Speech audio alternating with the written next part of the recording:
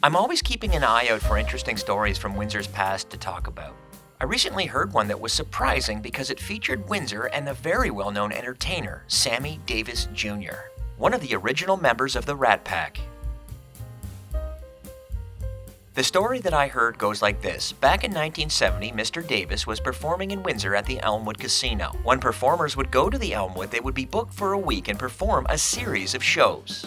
For those who don't know, the Elmwood Casino was a really popular nightclub in Windsor that attracted some really big names throughout the 50s, 60s, and 70s.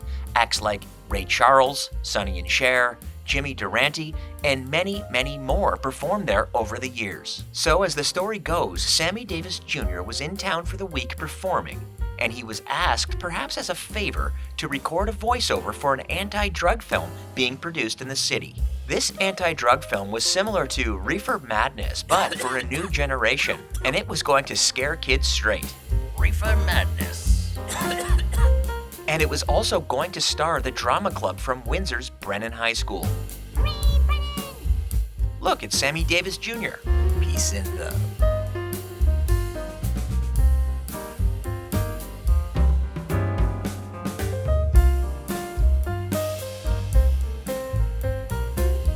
I was able to watch the film, and it did not disappoint. It was a little graphic at times. I think the aim was to terrify teens of the era to stay away from drugs. It was produced by a film company out of Dallas, Texas, so the camera work is pretty good. The film is called Like It Is. It was filmed in Windsor, and some of the locations that pop up throughout the film are very interesting. Let me tell you something about inhaling or sniffing. Dig. Solvent inhaling and sniffing involves the use of many ordinary substances. Model airplane glue, cleaning fluid, lighter fluid. My man, I know some cats that even dig gasoline. Now, the longer you use any of them, well, it's simple, the more you need.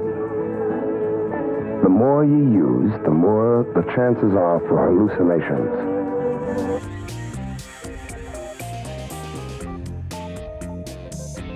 See, younger people have the same stresses in today's world as older ones have.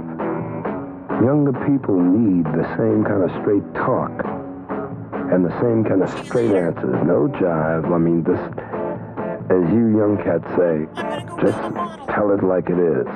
Okay, now let's face facts. Of course, not all sniffers end up like Robbie here, right?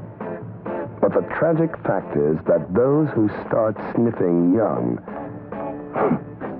man, they stand a good chance of not even reaching high school. I mean, that's it, man. They may not even make it to high school. Its use can possibly lead to drug addiction. Now, dig, I'm not saying that you're suddenly going to be dealing in heavy stuff because you sniffed some glue. But then on the other hand, I'm saying it could possibly lead to it. Good thing the police officer was right there. That's a familiar Windsor business.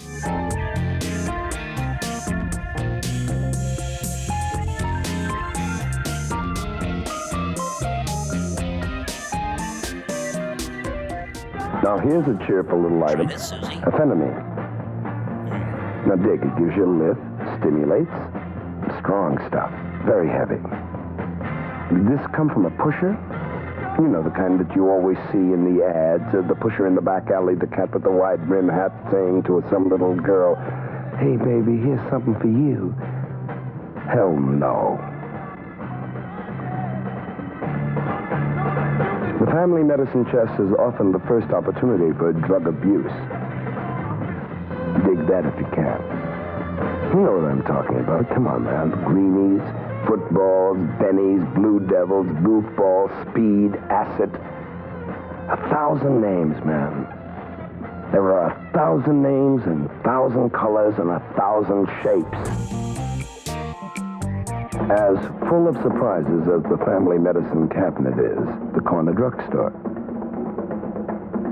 Open or over-the-counter sales of dependency-inducing drugs is increasing. I love this shot in the drugstore where the young man checks the payphone for a dime. Was that in the script? Also, it appears to me that the drugstore was stocked with beer and liquor. Or is that all medicine? It's probably just medicine. But you can know what unprescribed drugs and their excessive use can do. For instance, lack of coordination, depression, Like my vest. tension, impaired judgment, accidents. Johnny, put the top up. Mixed with alcohol, many drugs are pure poison. Look, they filmed a scene on Maiden Lane, and if you look closely, you can see the Lazar's Fur sign lit up. I can't figure out why they decided to put up the convertible roof just as they rounded the corner. You don't like my vest?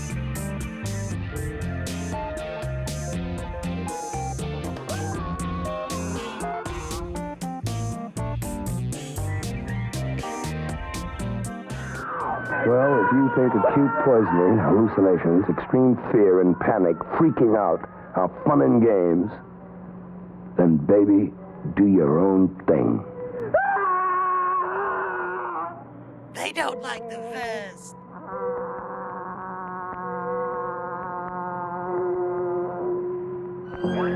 Breaker, this is car 49. We're on Maiden Lane. We have another goofball victim.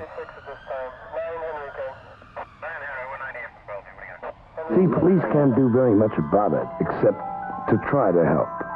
Sometimes they goof, but they really try to help. They want to help.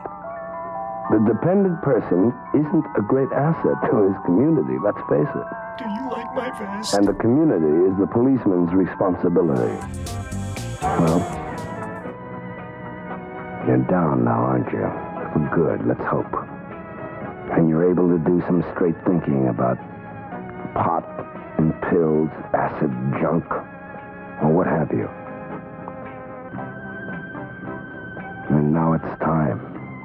Time to think, man. Suppose you're flying off to Toronto or Montreal.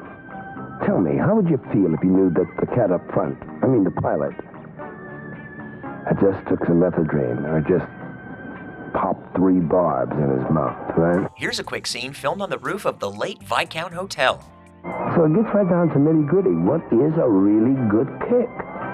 The one that you get from something productive by being high on life itself, maybe. Could it be that? Could it be just being high on life itself? This is Sammy Davis Jr. saying, do your thing, but make sure that it's the right thing. Have you ever heard of the film? Are you in it? I would love to know more about the story. How did Mr. Davis get involved in the narration? For more Windsor history, please subscribe to my YouTube channel, Michael Evans, Windsor, Ontario. Sammy Davis Jr. continued to perform at the Elmwood for many years and always had a fondness for the city of Windsor. I will be posting the film in its entirety on my YouTube channel so you can check it out if you like, but be warned, it's very graphic. Brought to you by Corningware Casserole Dishes. You know you still have one.